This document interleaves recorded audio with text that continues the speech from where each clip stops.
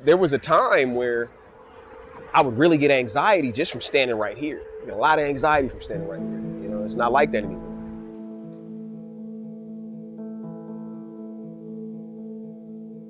This was rock bottom.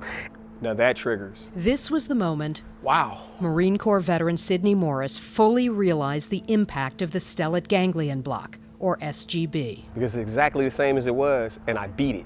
Triumph. I beat this.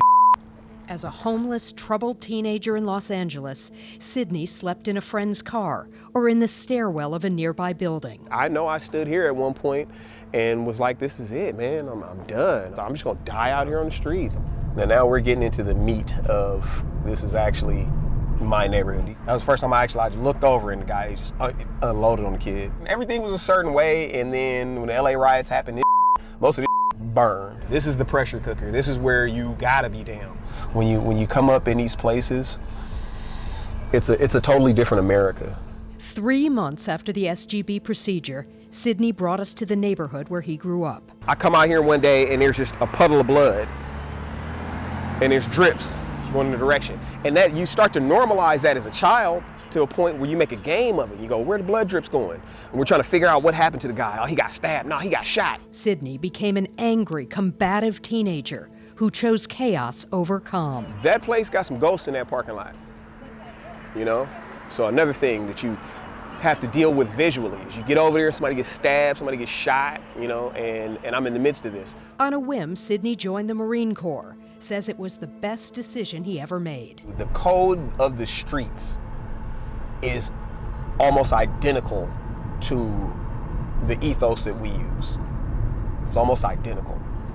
There's a pecking order, there's rules and rules of engagement, there are, there's do's and don'ts, there's disciplinary action. But there was devastating loss, brothers who died on the battlefield and off.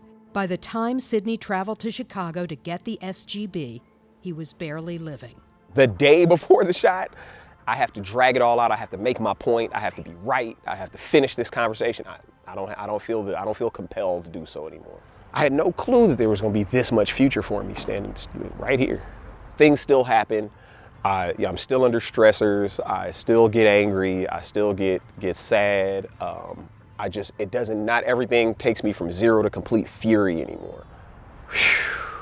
Sidney is 43 now and sees a future that's looking good. This is actually pretty cool, here I am, Here I am. Up next, intensive care nurse Shannon. After decades of trauma in her personal life and countless COVID patients dying while she held their hands, the stellate ganglion block was a last resort. I'm strong and fierce and capable. Stay tuned.